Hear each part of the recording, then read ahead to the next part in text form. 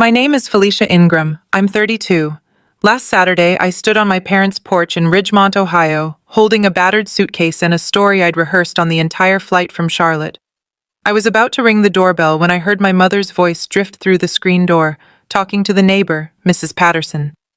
If Felicia's coming, she'd better have her checkbook. Gerald's behind on the mortgage again. I let my hand drop. Just stood there, the August heat pressing into my back, listening to my own mother reduce me to a payment method. And I wasn't even surprised. That's the part that scared me. See, I didn't come home to visit. I came home to lie. To tell my family I'd lost my job, that I was broke, that I had nothing. I wanted to see, just once, if they'd still want me without my money. Before I tell you what happened next, please take a moment to like and subscribe, but only if this story earns it. Drop your location and local time in the comments. I want to know where you're listening from. Now let me take you back to Ridgemont. The morning everything changed. Ridgemont is the kind of town where the biggest employer packed up and left a decade ago and nobody's recovered since. My father, Gerald Ingram, worked the floor at Henson Manufacturing for 26 years. When it closed, he was 51 with a pension that covered half the mortgage and a pride that wouldn't let him admit the rest. My mother, Donna, spent 20 years as a night shift nurse at St. Mary's before her knees gave out. She quit at 53. Between the two of them, they had just enough to keep the lights on, if nothing ever went wrong. And then there's Brenda, my older sister, 4 years ahead of me, dropped out of community college after one semester. Our parents built her a small addition behind the main house, called it the guest cottage. Brenda's lived in it for 12 years rent-free. She works part-time at a salon in town, maybe 20 hours a week, and spends like she's pulling 40. Nobody ever said a word about it. When I got into Ohio State, half scholarship, half loans, I remember walking into the kitchen with the acceptance letter. My hands were shaking. I'd worked 2 after-school jobs for 3 years to make that application happen. My father looked up from the newspaper, read the letter, set it down. "Good," he said. "That's one less bill." No hug, no congratulations, no photo on the fridge. 2 months later, saw Brenda quit her cashier job at the hardware store. My mother made her favorite pot roast to cheer her up. They watched movies together all weekend. Nobody mentioned it. But I've never forgotten the math. My achievement equaled a reduced expense. Brenda's failure equaled comfort food and quality time. But the thing that haunted me for 14 years wasn't what my father said. It was what my mother didn't. The calls started my first month at a real job. I was 22, fresh out of Ohio State, pulling a junior analyst salary at a mid-sized firm in Columbus. $42,000 a year before taxes. I ate ramen 3 nights a week and split a 1-bedroom with a roommate who snored like a diesel engine. My phone rang on a Tuesday night. "Mom." "Sweetie?" "Yes, the electric bill went up again." "No, how was your first week?" "No, are you settling in okay?" I sent $500, and then $500 the next month, and the next, for 10 straight years. In that time, my mother never once opened a call with, "How are you doing?" It was always a number. The water heater, Brenda's car insurance, Gerald's blood pressure medication, which, I later found out, was covered by his pension health plan. When I got into Wharton for my MBA, I called home to tell them. I needed to cut the monthly transfer from $500 to $200 for 2 years while I was in school. My mother's response was to conference in Brenda. "So you're just gonna let us drown?" Brenda said. She was eating chips. I could hear the crunching. I tried one more time, called my father directly, laid out the numbers. It explained that the MBA would triple my earning potential, that I'd make it up later. He listened for about 90 seconds. "Do what you gotta do," he said, and hung up. The next Sunday, my mother called crying. Said the water had been shut off. I wired $300 that night. Months later, Aunt Claire let slip the truth. My monthly $500 wasn't going entirely to bills. Donna had been skimming a portion, handing it to Brenda as spending money. The math I'd been doing for years had never been mine. 3 weeks ago, a Wednesday, 6:40 p.m., my phone lit up with Mom, and something felt different. "Baby, we're having a barbecue this weekend, both days. The whole neighborhood's coming. You should fly in." Her voice was bright. Too bright. My mother doesn't do bright unless there's a number waiting behind it. What's the occasion? I asked. Do I need an occasion to see my own daughter? Yes, historically, yes. The last time I'd been back to Ridgemont was 18 months ago, for what I thought was a casual Sunday dinner. Halfway through the mashed potatoes, my mother turned to me in front of everyone and said, Felicia, Brenda's car payment is past due. Could you help her out? Just this once? Brenda nodded along, fork in hand, like we'd rehearsed it. I paid it. $1,200. Nobody said thank you. So when that Wednesday call came, I made a decision. I'd go home. But I'd bring a different version of myself. One without a title, without a salary, without a checkbook. I rehearsed the story. My company folded. I was out of a job. I had nothing. I wanted to see, just once, clearly, as without any filter, whether they'd still want me sitting at that table if I couldn't pay for the table. Before I booked the flight, I called Aunt Claire. She's my father's younger sister, a high school teacher in Dayton, and the only person in the Ingram family who ever looked at me like I mattered without a dollar sign attached. I told her the plan. She went quiet for a long time. I think you already know the answer, honey, but you need to see it to let go. I booked a Friday morning flight to Columbus, rented the cheapest car on the lot. I didn't know if I was hoping they'd prove me wrong, or terrified they'd prove me right. Somewhere over West Virginia, I pull out my phone and open a spreadsheet I've never shown anyone. It's a running tally, every dollar I've sent home since I was 22. I started it as a tax record. At somewhere around year 4, it became something else. A ledger of proof, evidence that I tried. The total sits at $184,600. That's a down payment on a 3-bedroom in Charlotte's Dilworth neighborhood. That's 2 years of maxed-out retirement contributions. That's a life I postponed, one wire transfer at a time. But the financial cost isn't what keeps me awake on cross-country flights. It's the smaller things. I've never once invited a friend to my parents' house. I've never told a colleague where I grew up or what my family is like. At my company's holiday party last December, when my CEO asked if I was heading home for Christmas, I smiled and said, "I'm staying in town this year." I've said that sentence every year since I was 24. There's a habit I can't break. Every Christmas, I buy 2 gift sets for my parents. One from me, and one labeled from Brenda. Because I know Brenda won't buy anything, and I know my mother will cry if the tree looks uneven. So I fix it, quietly, like I've fixed everything else. The flight attendant offers peanuts. I take them.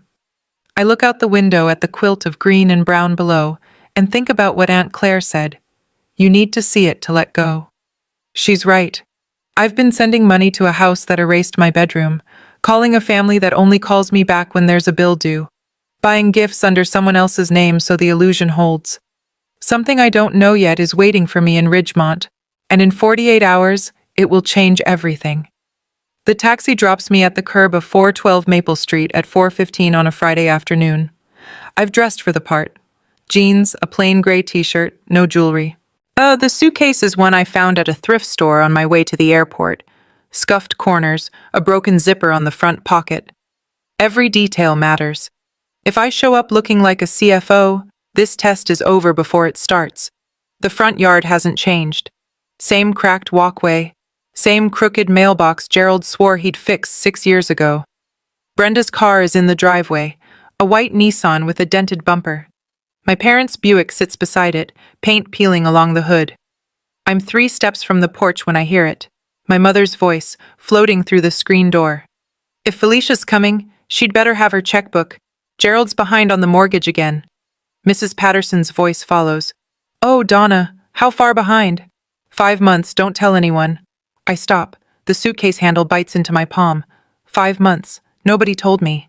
I swallow it. Press the doorbell. The screen door swings open.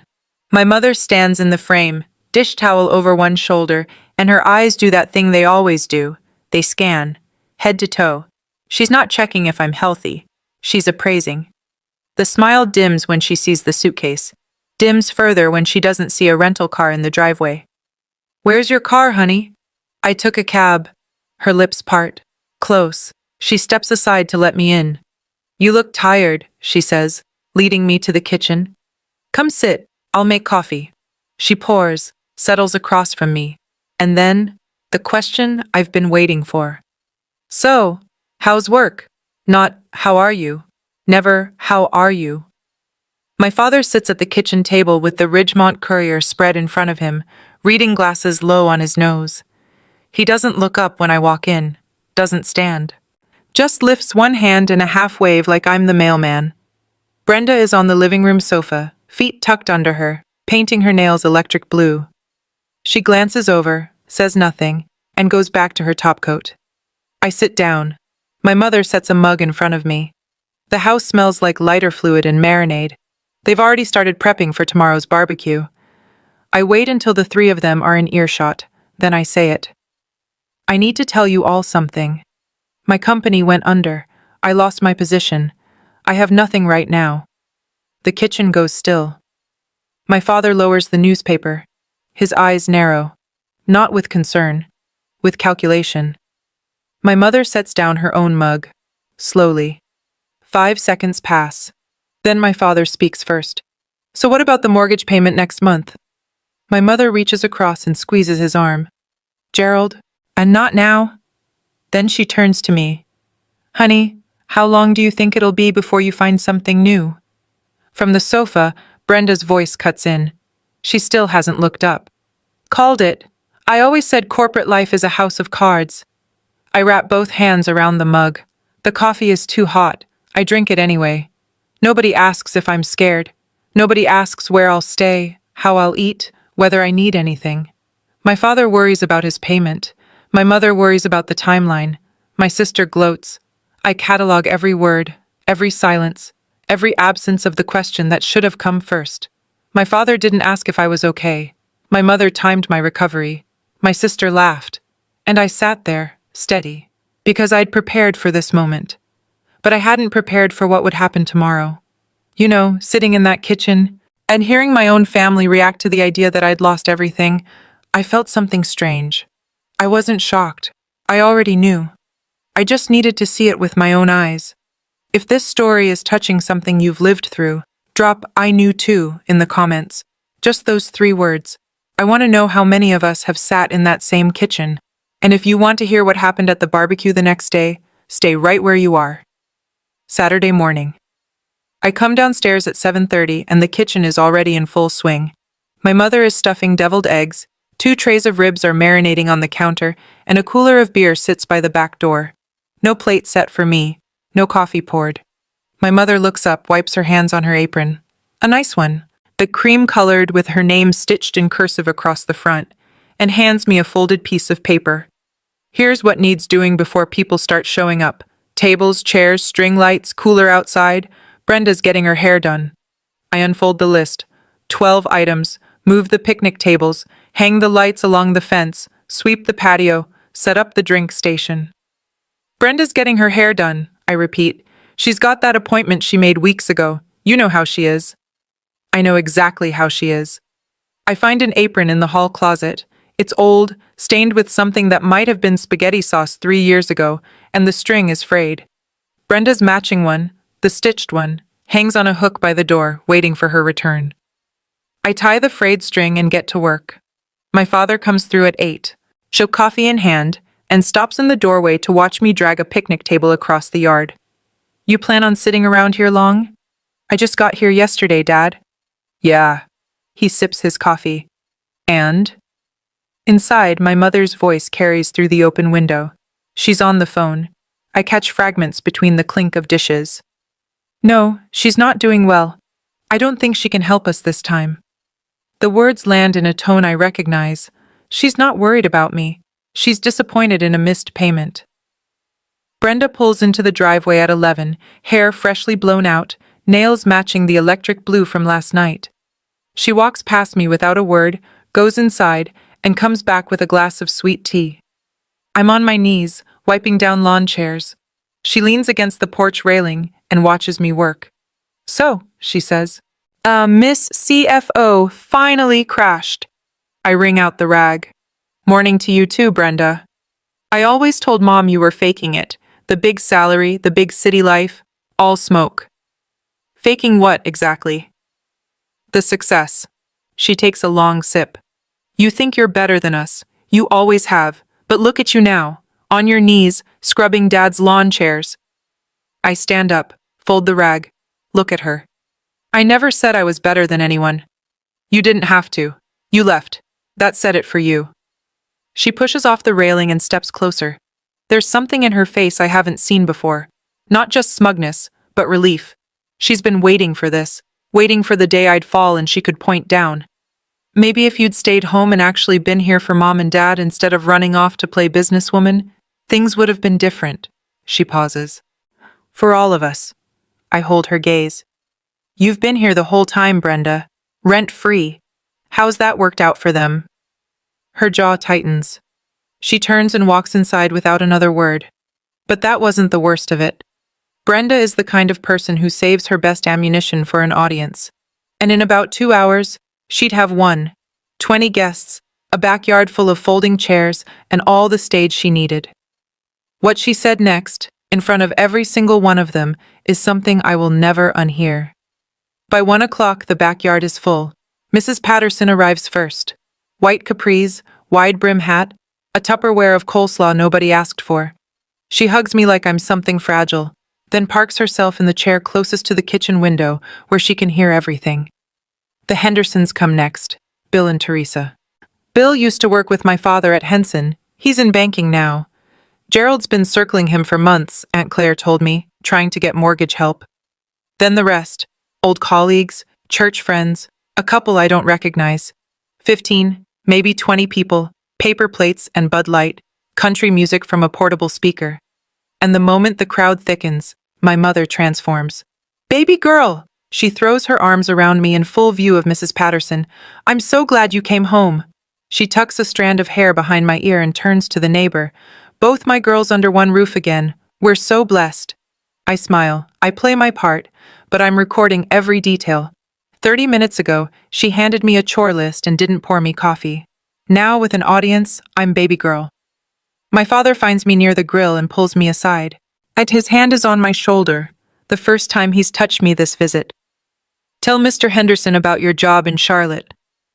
Actually, Dad, He cuts me off before I can finish. Turns to Bill Henderson, who's walking up with a beer. She's taking a little break, Gerald says, clapping my back. Recharging. You know how these corporate types are. He's lying. He knows I said I'm unemployed. But he'd rather fabricate a vacation than admit his daughter is struggling. He's not embarrassed for me. He's embarrassed of me. There's a difference. Halfway through the afternoon, the cooler runs low on ice. I volunteer to grab a bag from the chest freezer inside, partly to be helpful, partly because my face needs a break from smiling. I cut through the hallway toward the utility room, past my father's office. The door is ajar, and I wouldn't have looked, except I see my name. There, on the corner of his desk, an opened envelope. The return address is Capital One. The name on the statement, Felicia A. Ingram. I push the door open, pick it up. It's a credit card account. Balance, $6,200. Credit limit, $8,000. Billing address, 412 Maple Street, Ridgemont, Ohio. My parents' house. I have never opened this account. I've never seen this card. I flip to the transaction history. Gas stations, Walmart, a nail salon on East Main, Brenda's salon, a furniture store in Columbus. Monthly minimum payments, sometimes skipped. My hands are steady. I make them steady. I photograph every page with my phone, front and back. I place the statement exactly where I found it. Same angle, same corner, same crease. Then I walk to the utility room, grab the ice, and carry it outside with both arms. My father is flipping burgers. My mother is laughing with Teresa Henderson. Brenda is showing someone pictures on her phone. They look like any other family on any other Saturday. $6,200. It isn't the largest number in this story, not even close. But it's the one that rewrites every chapter before it. Because it proves something I'd only suspected. My family didn't just treat me like a financial tool. They turned me into one, literally, on paper, without asking, without telling, without a single moment of hesitation. And I'm standing in their backyard, holding a bag of ice, smiling. I settle into a lawn chair near the fence, paper plate balanced on my knee, and Mrs. Patterson materializes beside me like she's got radar for open seats. Felicia, honey, you look thin. Are you eating enough up there in Charlotte? I'm fine, Mrs. Patterson, just busy. She nods, but she's not here to talk about my diet. Mrs. Patterson has run the unofficial information desk of Maple Street for 30 years, and she's got the look. Head tilted, voice dropped, eyes doing that sympathy scan she reserves for the juicy stuff. I have to tell you, she says, leaning in. Your daddy nearly lost this house last spring. I keep my expression neutral. What do you mean? 5 months behind on the mortgage. 5. The bank sent people out here and everything. Your mama was crying about it at church. Pastor Davis almost took up a collection. I had no idea. Well, they got extra time somehow, but I thought sure you knew. I said to Bill Patterson. Surely Felicia knows. Your mama tells everyone how well you're doing.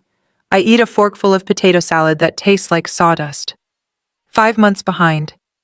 While I was wiring 500 every month, they were still sinking, which means either the expenses were worse than I thought, or the money I sent was going somewhere other than the mortgage. I think about the credit card with my name on it. I think about Brenda's new nails and blowout. I think about the gas station charges on a card I never opened. Mrs. Patterson pats my arm. I pray for your folks every Sunday, honey. That mortgage situation nearly broke your mama. I nod, smile, thank her. Inside my chest, pieces are clicking together. And for the first time this weekend, I'm not just observing. I'm calculating. The barbecue winds down around 8. But the backyard empties slowly. Goodbye hugs, Tupperware exchanges, Gerald shaking hands at the gate like he's running for office. My mother collects plates. I wash dishes.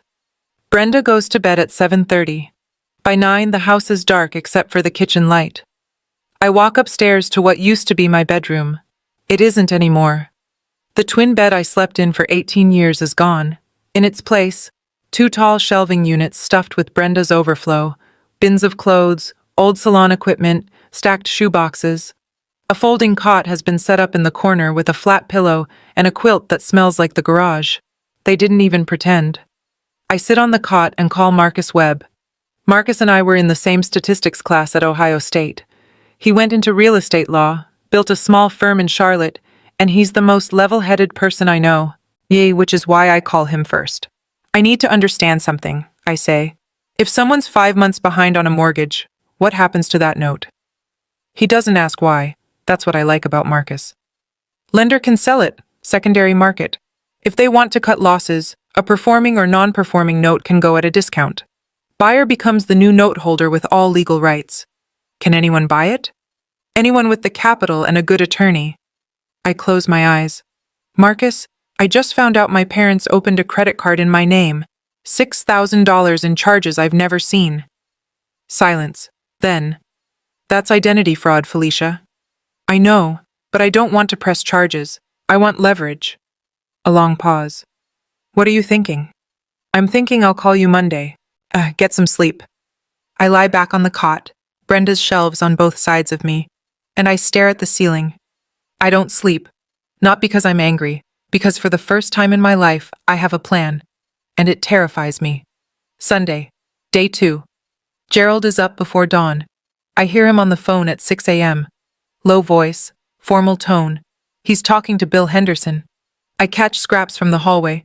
Appreciate you coming by again. Just wanted a chance to talk properly about the refinance. So that's why the barbecue is 2 days. This isn't a celebration. It's a pitch meeting disguised as a party. Gerald needs Henderson's banking connections, and he's wrapping the ask in burgers and beer. By noon, the yard is full again.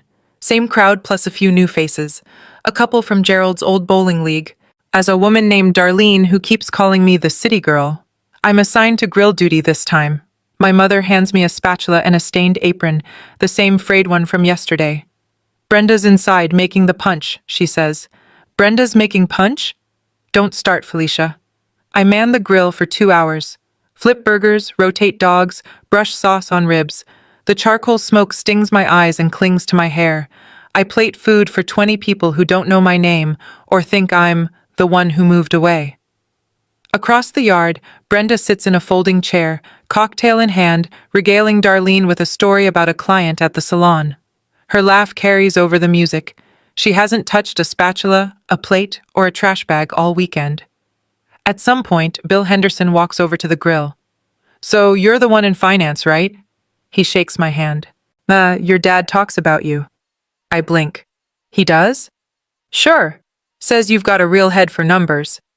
The irony is so thick I could plate it and serve it with potato salad. My father brags about me to people who might be useful to him, and dismisses me to my face. It happens near the cooler, away from the main crowd. My father walks up while I'm refilling the ice bin. He's got that look, the one where his jaw is set and his eyes avoid mine. It means he needs something and hates that he needs it. "Listen," he says, keeping his voice low. "I need you to talk to Henderson about the mortgage situation. You know finance. He'll listen to you." "Dad, I just told you I lost my job." He waves his hand like I said it's cloudy outside. "I don't care about that right now. I need you to fix this." I let the sentence hang. I need you to fix this. It's not help. Fix. Like I'm a tool he reaches for when the plumbing breaks. Useful, not loved. I'm not in a position to help with that right now. His face changes. The mask of politeness drops and something older shows through, something cold and permanent. "You were never in a position to do anything for this family when it mattered." The words hit my chest like a fist. "I've sent money home every month for 10 years, Dad. Every single month." He stares at me, then past me, then he walks away. A few guests nearby, the bowling couple, Darlene, glance over. They heard something. Not everything, but enough. Enough to see Gerald walk away from his younger daughter like she's a stranger asking for directions. I stand by the cooler, ice scoop in my hand, smoke from the grill drifting across the yard. 20 people are eating food I cooked, sitting at tables I set up, drinking from a cooler I filled. My father just told me I've never mattered, and he said it on a day I served his guests from dawn. My hand is shaking. I set the scoop down carefully. I won't let anyone see it shake. 20 minutes later. I'm clearing plates from a folding table near the fence when my father reappears. He's had 2 more beers. His posture is looser, but his eyes are harder. He doesn't pull me aside this time. He stops right there, 6 feet from the Hendersons, 8 feet from Mrs. Patterson, and says it loud enough for the radius to hear. "You were never really part of this family, Felicia. You left. Brenda stayed. That's the difference." The yard doesn't go silent. That only happens in movies. In real life, and it happens in patches, the people closest to us freeze while the ones near the speaker keep laughing, unaware. Mrs. Patterson's hand stops halfway to her coleslaw. Bill Henderson sets his beer down. Teresa Henderson looks at her shoes. I don't move. I hold the stack of paper plates against my chest and look at my father. Really look at him. The stubble he didn't bother shaving, the polo shirt with the fraying collar, the man who raised me like a cost center and is now, in front of his neighbors, reclassifying me as a write-off. My mother rushes out from the kitchen. "Gerald, not here!" But she doesn't say, "That's not true." She doesn't say, "She is part of this family." She says, "Not here," because the problem isn't the content, it's the location. I walk past both of them without a word. Into the house, down the hall, into the bathroom. As I close the door, I set the plates on the counter. I look in the mirror. My eyes are dry. My jaw is tight. My pulse is hammering somewhere behind my ears. I run the faucet, splash cold water on my face, stand there for 60 seconds, watching the water swirl down the drain. Then I dry my hands and walk back out. I don't make it back to the yard. Brenda is waiting in the kitchen, leaning against the counter, arms crossed. She's smiling. That specific smile, the one that shows too many teeth and means she's about to enjoy something at my expense. "See," she says, "Dad finally said what we all think." "Brenda, stop. You should go back to Charlotte." She tilts her head. "Oh, wait, you don't have a job to go back to." "I'm asking you to stop." "No." She steps closer. "You stop. Stop pretending you belong here. You're the one who left. Felicia, you don't get to come crawling back when life finally catches up." I say nothing. She waits for a response, doesn't get one, and decides the kitchen isn't a big enough stage. She turns and walks out the back door. I follow as far as the screen and watch through the mesh. Brenda crosses the yard to where the main cluster of guests is gathered. The Hendersons, Mrs. Patterson, Darlene, Gerald's bowling friends. She picks up her cocktail, takes a sip, and speaks at a volume designed to carry. Don't feel bad for her. She always thought she was too good for Ridgemont. Karma's just doing its job. A few people laugh. Short, uncomfortable laughs, the kind people use when they don't know what else to do. Darlene raises her glass. The bowling couple exchange a glance. Mrs. Patterson doesn't laugh. She shakes her head slowly, but folds her napkin and sets it on the table. Bill Henderson looks at his wife. Teresa mouths something I can't read. I stand behind the screen door. Smoke from the grill curls across the yard. The speaker plays a song about summertime. Brenda thinks she just won. Everyone out there thinks I'm finished. But there's something none of them know. Not my parents, not my sister, not a single person in that yard.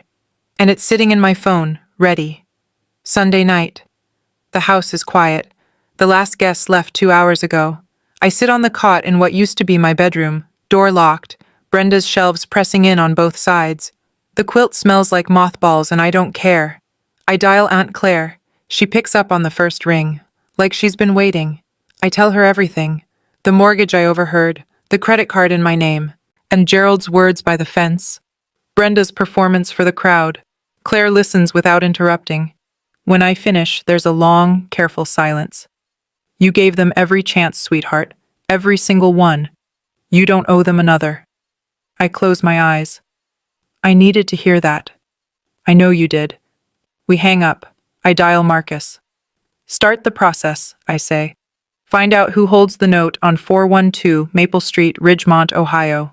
I want to buy it. This is a big move, Felicia. You sure?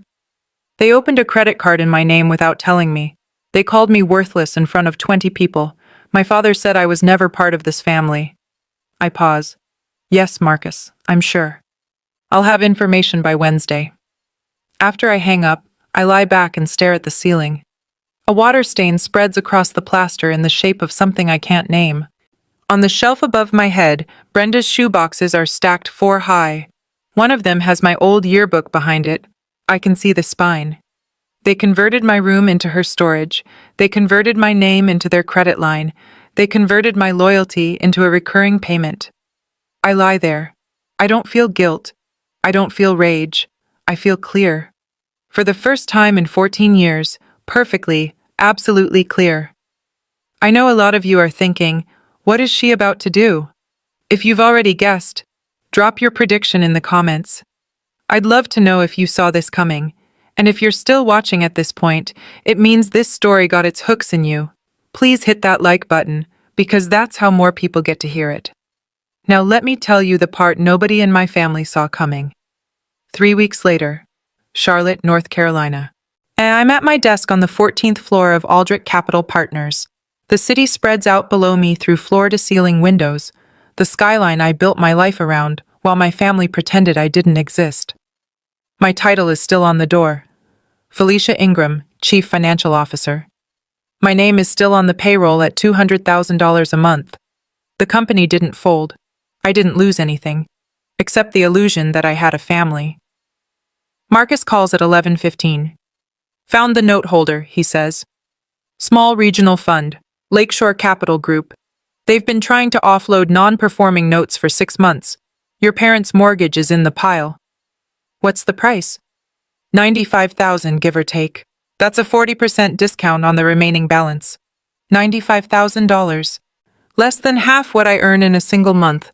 Less than half what I've sent to that house over the past decade. The number feels surgical, precise, clean. Do it, I say. Felicia, I want to make sure you understand what this means. You'll be the legal note holder. You'll have every right any lender has, including the right to initiate foreclosure proceedings if payments remain delinquent.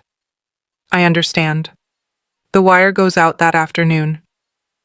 By end of business Thursday, Marcus confirms. The note on 412 Maple Street has been transferred. I am now the legal creditor on my parents' home. I sit in my office after everyone else has left. The city lights below look like a circuit board. I don't feel victorious. I don't feel vengeful. I feel like a woman who just bought the door to a house she was told she was never part of. And I instruct Marcus to prepare one more document, a demand letter regarding the $6,200 credit card opened in my name. But we don't send it. Not yet. It sits in his drawer, a safety latch I hope I never need to pull. Then I have him draft the notice of assignment and mail it to Gerald Ingram, registered delivery. A week passes. Tuesday, 8:47 p.m. My phone buzzes on the nightstand. The screen reads Dad. I stare at it for 3 full rings. My father has called me exactly twice in the past 2 years. Both times because my mother told him to. He doesn't call. He waits to be called. I pick up. Felicia, what the hell is this letter? His voice is different, higher. The authority is gone and something raw has taken its place. Which letter, Dad? Don't play games with me. It says the mortgage was sold. Shared to some company called Paper Crinkles. Maple Holdings, LLC. That's my company, Dad. Dead air. 6 seconds. 8. I count. What? I bought your mortgage. I'm your lender now. I hear him breathing, heavy. Then something in the background. My mother's voice, sharp and rising. Gerald, what's happening? Gerald! You can't do this, he says. I can. And I did. I keep my voice level, not cold, not warm, level. Just like you can open a credit card in my name without telling me. Just like you can let Brenda charge $6,000 to my credit and never mention it. That was, Donna handled that, I didn't. You're on the account, Dad. Both of you are. More silence. I hear a chair scrape against linoleum. He sat down. Felicia, his voice cracks, just barely. What do you want? I want you to listen to me. Yet for the first time in 32 years, I want you to actually listen to me. Can you do that? Nothing but breathing. I'll be in Ridgemont on Saturday, I say. We'll talk then. All 4 of us. My attorney will be with me. I hang up before he can respond. The apartment is quiet. I set the phone face down on the nightstand and close my eyes. Saturday morning, 412 Maple Street. This time I drive myself. A black sedan, pressed suit, heels. Marcus rides beside me in the passenger seat, briefcase on his lap. I park where the taxi dropped me 3 weeks ago. Same cracked walkway, same crooked mailbox. But nothing else is the same. The front door opens before I reach the porch. Gerald stands in the frame, looking smaller than I remember. Behind him, Donna sits at the kitchen table, hands knotted in her lap. Brenda leans against the far wall. Bess arms crossed, face tight. Nobody speaks. I step inside. Marcus follows. I don't sit. 3 weeks ago, I say. I stood in this kitchen and told you I'd lost everything. Dad, your first question was about the mortgage payment. Mom, you asked how long until I'd be earning again. Brenda, you told 20 people that karma was coming for me. I look at each of them in turn. I didn't lose my job. My company didn't fold. I earn $200,000 a month. I'm the chief financial officer of a private equity firm. And as of last Thursday, I hold the note on this house. Donna's face collapses. Her hands fly to her mouth. Gerald's complexion shifts from pale to red to something I don't have a name for. Brenda pushes off the wall. You lied to us? Yes. Act the same way you've been lying to me my entire life. That's different. Is it? I take one step forward. I came home to find out if you'd love me without my money. You answered that question in under 60 seconds. The kitchen clock ticks. The refrigerator hums. Nobody moves. Marcus sets the briefcase on the table and opens it. Here's what happens next, I say. Marcus spreads 3 documents on the table. His movements are calm, practiced. He's done this 100 times, just never in a family kitchen. First, I say, the credit card opened in my name, balance of $6,200. You have 90 days to repay it in full. Gerald opens his mouth. Marcus speaks first. We have the statements, Mr. Ingram. The account was opened using Felicia's social security number, with this address as the billing location. This is, technically, identity fraud. Felicia has chosen not to pursue criminal charges.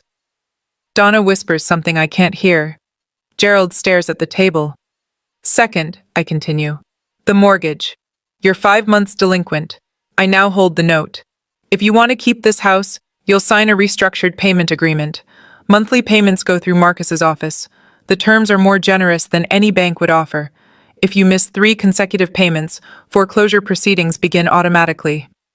This is blackmail, Gerald says, but his voice has no teeth. No, sir, Marcus says. This is a standard loan restructuring. I can walk you through the terms line by line if you'd like. Brenda pushes herself upright. You're going to throw your own family out on the street? I turn to her.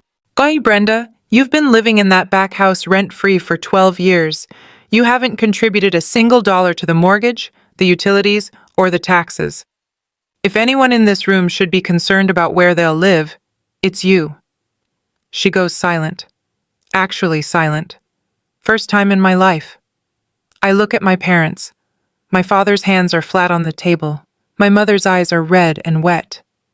I'm not here to punish you, I say. I'm here to end an arrangement that should have never existed. Marcus slides the agreement across the table with a pen. My mother stands up. The chair scrapes hard against the floor. After everything I've sacrificed for you. Her voice shakes, climbing toward that pitch I've heard 1,000 times, the one that means she's about to rewrite history. I gave you life, Felicia. I stayed up nights when you were sick. I worked double shifts so you could eat. Mom, I don't doubt you did those things. Then how can you sit here and treat us like strangers? Because doing the basic duties of a parent doesn't give you the right to exploit your child financially for a decade. She flinches, changes direction. Claire put you up to this, didn't she? Your aunt has always been jealous of our family. She never had children of her own, so she poisons mine. Nobody put me up to anything. You did. I hold her gaze. Every phone call that started with a bill amount instead of, "How are you?" Every holiday I wasn't invited to unless you needed something. Every dollar that went to Brenda's nails instead of the electric bill you told me was overdue. Donna sits back down. The tears come harder now. Brenda hands her a tissue but doesn't say anything. Gerald hasn't spoken in 3 minutes. He stares at the documents on the table, jaw working, and finally says the only thing he has left. So that's it? You're done with us? I wait. Let the question breathe. I'm done with the arrangement, Dad. I'm not done being your daughter, if you ever want me to be one. His eyes meet mine. Something flickers there. I don't know if it's remorse or shock or just exhaustion, but it's something new, something I haven't seen before. The terms are in writing, Marcus says quietly. Take the week to read them. My number is on the last page. I pick up my purse. I walk through the kitchen for the last time this trip. Past the counter where my mother handed me a chore list without pouring me coffee. I'd past the living room sofa where Brenda sat painting her nails while I hauled furniture. Past the hallway where my bedroom used to be before they filled it with her shoeboxes. Marcus is already at the door, briefcase in hand. I follow him, and nobody follows me. On the front porch, I pause. The air smells like cut grass and leftover charcoal. The crooked mailbox casts a thin shadow across the walkway. Across the street, Mrs. Patterson is watering her hydrangeas. She looks up. I give her a small nod. She nods back. I think she already knows something changed here today, and by tomorrow, the whole street will. Marcus opens the car door for me. I slide in. He walks around to the driver's side, and we pull away from the curb. I don't look back. I watch the rearview mirror instead. 412 Maple Street shrinks behind us. The sagging porch. At the cracked walkway, the crooked mailbox Gerald will never fix. It gets smaller and smaller until we turn onto Route 6, and it disappears completely. I don't cry. Not because I'm strong. Because I already cried. Years ago, in a dorm room at Ohio State. The night I realized nobody was coming to my freshman orientation. I used up those tears a long time ago. Marcus drives in silence for 20 minutes before he says, "You did the right thing." I know. You also gave them better terms than they deserve. I know that too. The highway opens up ahead of us, clean and straight and leading south. I left Ridgemont that afternoon. But the story doesn't end here. 1 month later, Aunt Claire calls me on a Thursday evening. She's got that voice, half amused, a half sad. The one she uses when the Ingram family drama has officially made it to the church parking lot. "Well, sweetheart," she says, "you're the talk of Ridgemont." Mrs. Patterson, predictably, was the ignition switch. Within a week of my visit, the story had spread through the First Methodist Women's Circle, the grocery store checkout line, and at least 2 separate book clubs. The version making the rounds, Claire tells me, goes like this. Gerald and Donna treated Felicia like an ATM for years. Felicia came home pretending to be broke. They kicked her to the curb. She came back and bought their mortgage. "They're getting looks," Claire says. "Not pity looks. More like, 'Oh, so that's who you really are' looks." Gerald has stopped going to the Saturday morning coffee group at the diner. Donna hasn't been to Women's Circle in 3 weeks. And Brenda is taking the hardest hit. Because she's the one who stood in front of that barbecue crowd and laughed, and those same people now know the truth. Darlene stopped returning her calls. The bowling couple crosses the street when they see her at the hardware store. But the part that surprises me most, Bill Henderson. A week after my visit, he called Gerald to withdraw his offer to help with refinancing. "Sorry, Gerald," Claire recounts. He said, "I don't feel comfortable getting involved anymore." I sit on my balcony in Charlotte, phone to my ear, watching the sun drop behind the skyline. "How do you feel?" Claire asks. I think about it honestly. I don't feel happy, but I don't feel guilty either. Is that okay? "Honey, that's the healthiest thing I've ever heard you say." 6 weeks in, a Thursday night, 9:20. My phone lights up with a name I haven't seen since Ridgemont. Brenda. I answer, because I told myself I would. Once. "Felicia." Her voice is different. Softer. The edges filed down. "I've been thinking a lot. About the barbecue. About what I said. I was terrible to you, and I'm so sorry. Can we start over?" I let the silence sit for 3 seconds. Then, "I appreciate you saying that, Brenda. What specifically are you sorry for?" Pause. A long one. "Just the whole thing. I was stressed. Mom and Dad put so much pressure on me too, you know? Being the one who stayed, it's not easy either." There it is, the pivot, the redirect. She's not apologizing for what she did. She's explaining why it wasn't really her fault. "Brenda, you told 20 people that karma was punishing me. You told me I was faking my career. You said I don't belong in my own family. Which one of those was the stress talking?" More silence. I mean, all of it, I guess. I didn't mean any of it." "You meant every word. You've been saying versions of it for 20 years. The only difference is you finally had an audience." She starts crying, or starts performing crying. I can't tell, and that inability to tell is the whole problem. "So you're just going to cut me off?" she says. "I'm not cutting you off. I'm telling you what a real apology sounds like. When you can tell me exactly what you did wrong without blaming Mom, Dad, stress, or anyone else, I'll listen." She hangs up. An apology that blames someone else isn't an apology, it's a redirect. And I've been following Brenda's redirects for 32 years. This was the last one, 2 months after Ridgemont. A Tuesday morning. Marcus forwards me a payment notification. $1,247 from Gerald D. Ingram. Mortgage payment. On time. First time in over a year. I read the confirmation twice. Aunt Claire fills in the gaps. Gerald took a part-time job at Thompson's Auto Parts, the same shop he used to buy supplies from when he worked at Henson. $12 an hour, 25 hours a week. He wakes up at 5:30 and walks there because they're down to 1 car. My mother started selling baked goods and canned preserves through an online group run by the church. $50, $60 a week. Not much, but it's hers. They're paying, together, for the first time. 3 days after the payment clears, a text arrives. From Gerald. "Oh, payment sent. On time." 4 words. "No, I love you." "No, I'm sorry." "No, how are you doing?" Just a transaction confirmation from a man who's only ever spoken in transactions. I look at the message for a long time. I don't respond. But I don't delete it either. I move it to a folder I've labeled Maybe. Claire calls that weekend. Don't expect miracles, sweetheart, but don't close the door either. Just keep the deadbolt on. I will.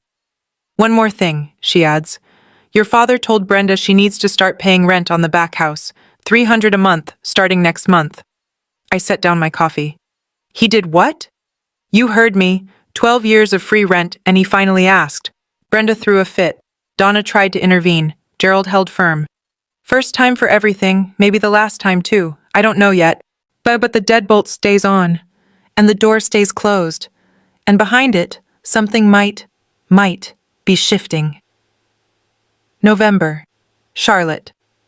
For the first time in 8 years, when someone at the office asks, "Plans for Thanksgiving?" I don't lie. "I'm spending it with a friend," I say. And it's true. Marcus and his wife Janine invite me over. Their house in Ballantyne smells like roasted turkey and cinnamon. Their daughter, Lily, 3 years old, hands me a crayon drawing of a purple dog and says, "This is for you, because you look sad." I'm not sad, but I tape the purple dog to my refrigerator when I get home, and I leave it there. In December, I close on a 2-bedroom condo in South End. Hardwood floors, tall windows, a balcony facing the skyline. But the down payment is exactly what I would have saved if I hadn't wired $184,600 to a house that erased my bedroom.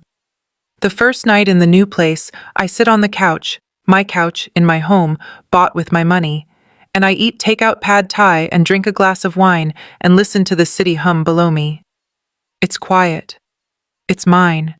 And for the first time, being alone doesn't feel like being abandoned. It feels like breathing. My phone buzzes. A text from Donna. "Thinking of you, baby." 4 words. No dollar amount attached, no bill mentioned, no request disguised as affection. Just 4 words. I stare at the screen. The cursor blinks. I think about typing something back. I think about a lot of things.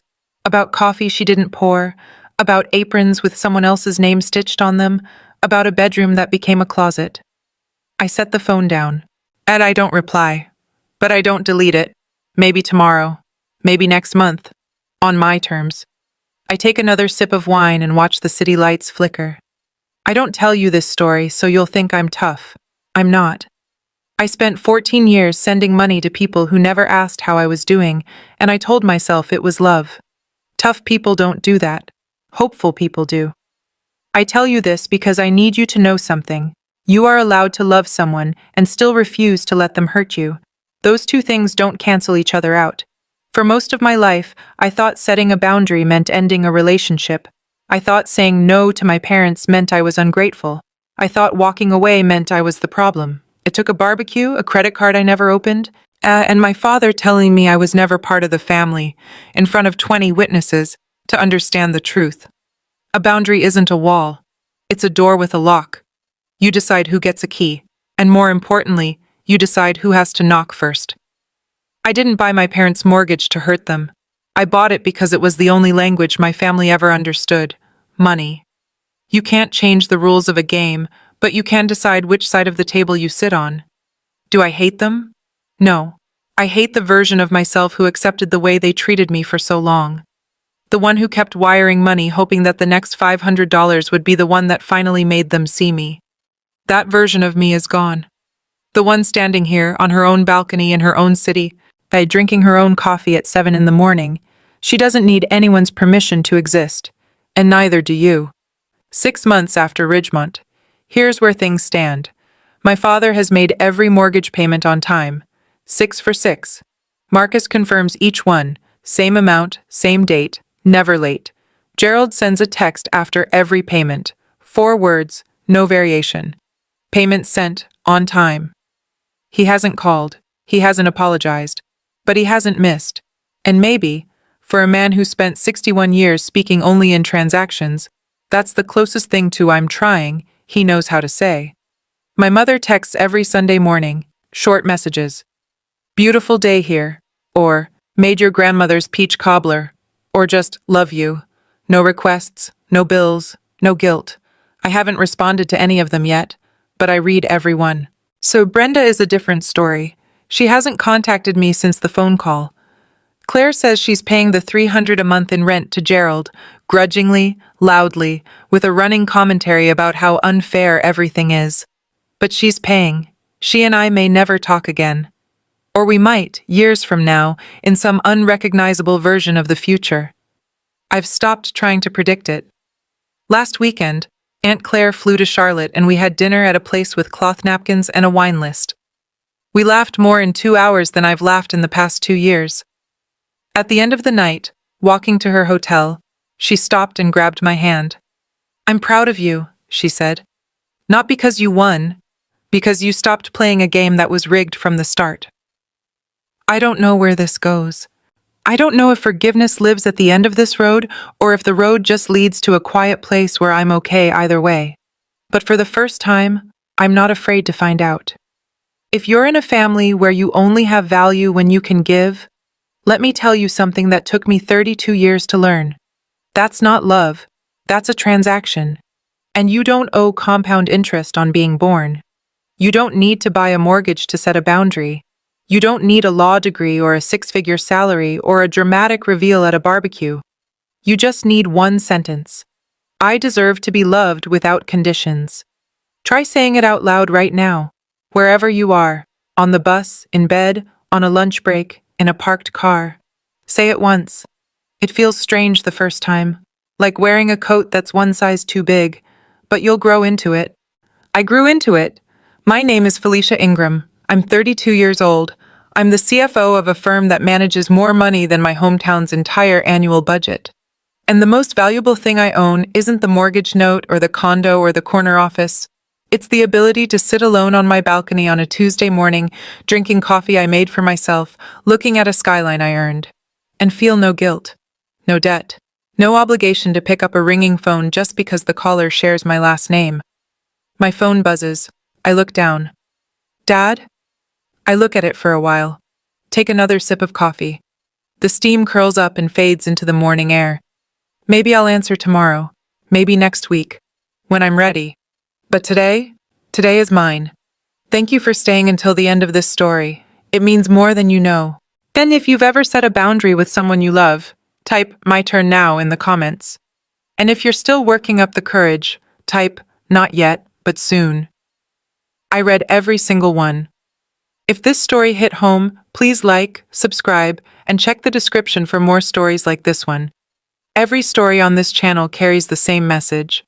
You deserve to be loved the right way. I'll see you in the next one. Take care of yourself first.